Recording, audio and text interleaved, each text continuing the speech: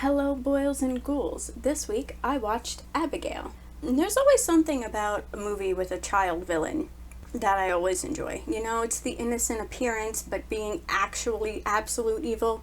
Like Children of the Corn or Gage Creed from Pet Sematary.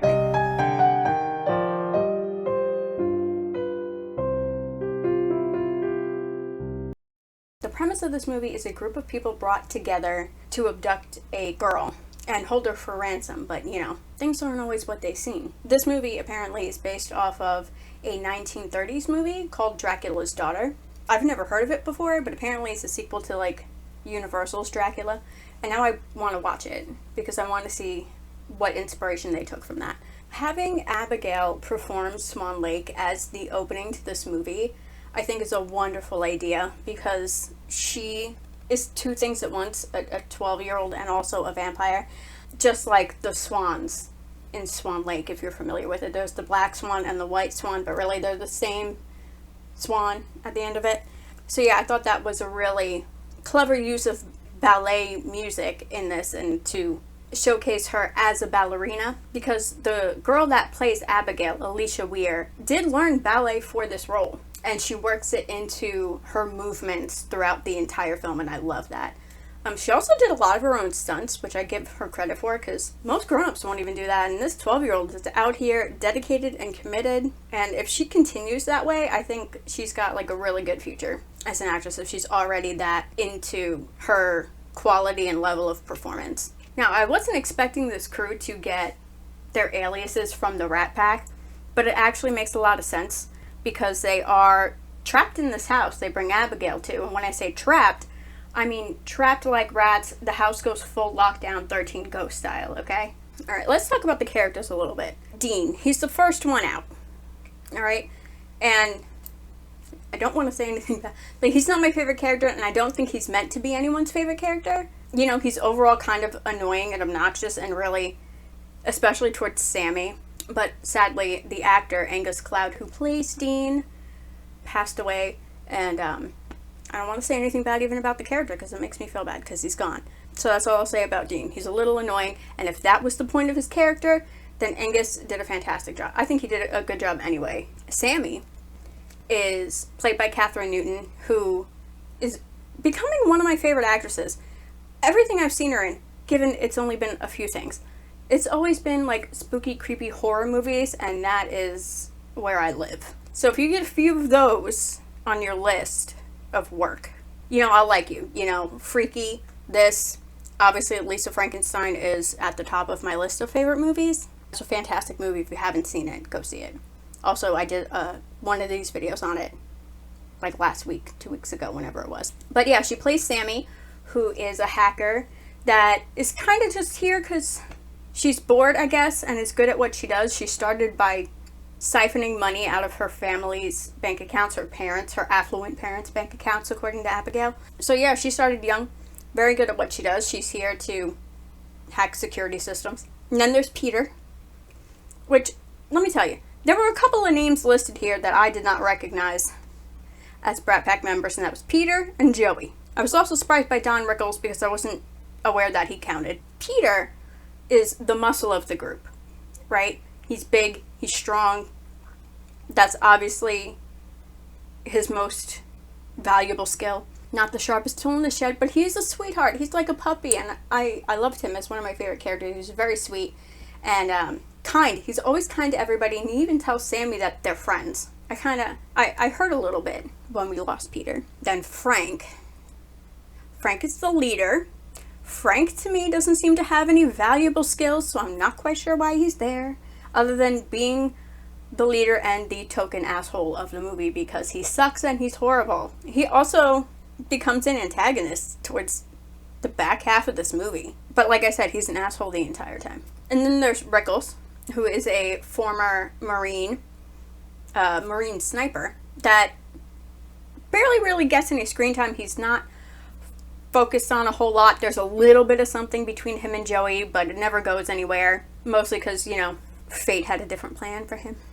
And then there's Joey, and she's kind of like, her and Abigail are really like the focus of this movie. And she is a former army medic with a little bit of an addiction issue, and she's a mom.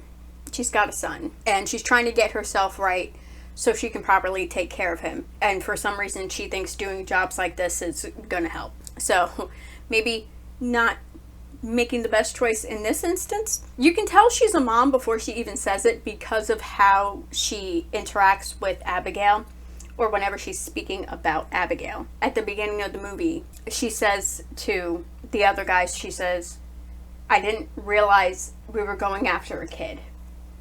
Right? And that's where you start to see her be like, oh, I'm not sure if I want to be involved with this, because she's a mom relating to this is somebody's child, right? And even after Abigail's true nature is revealed, she still kind of has that maternal energy when dealing with Abigail.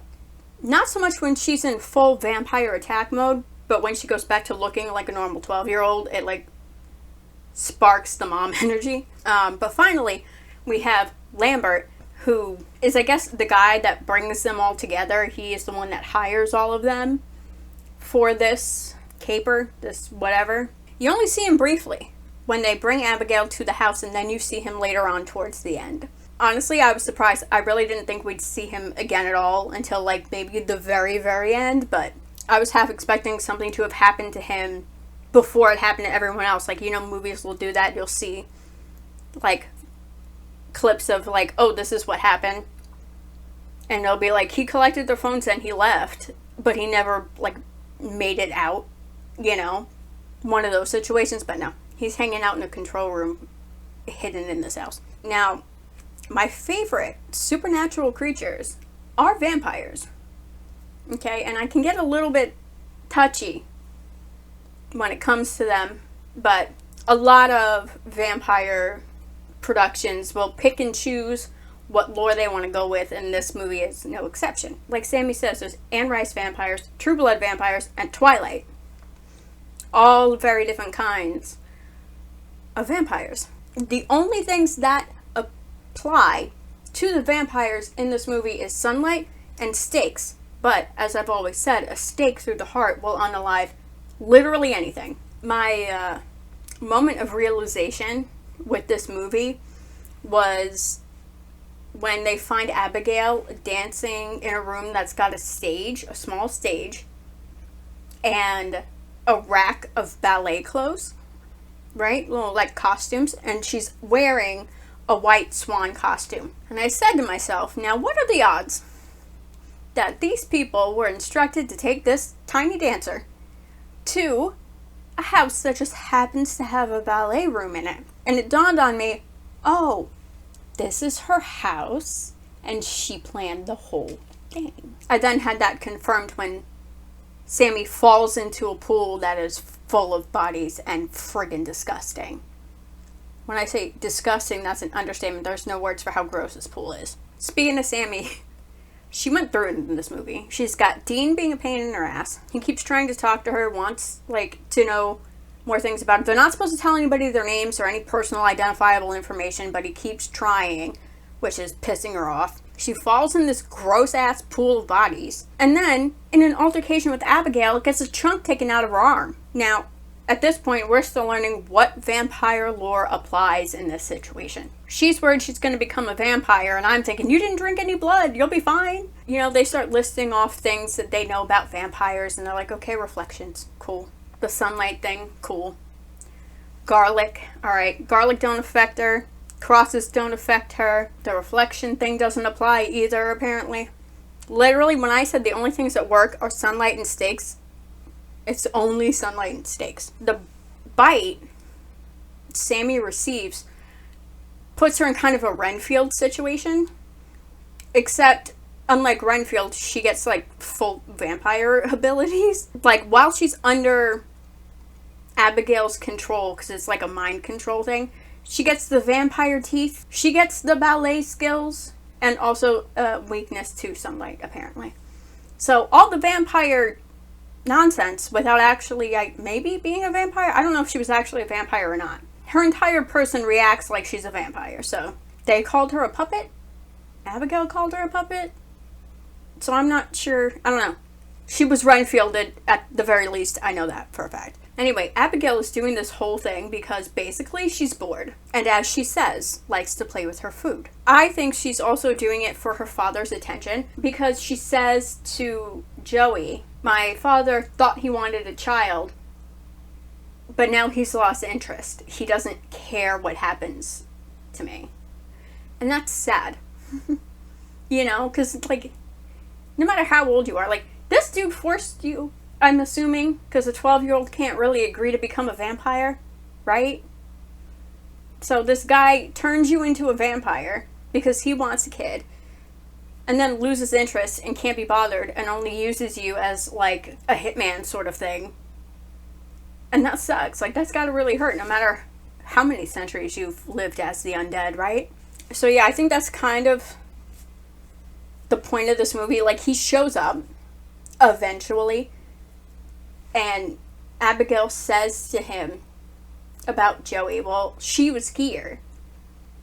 And he said, well, I came when you needed me. Let me just say, if you haven't seen this movie, she don't need him no more when he actually shows up. He's a few hours too late, okay? So yeah, this movie's a kind of about how no matter how old or undead you are, you still want your parents' love and attention. Except definitely don't go about it the way Abigail does.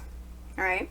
It's not a good idea. That's all for this video. Please feel free to subscribe. Click like if you liked it. If there's something you'd like me to watch, please let me know in the comments down below. And I'll see you next time. Be excellent to each other. Bye.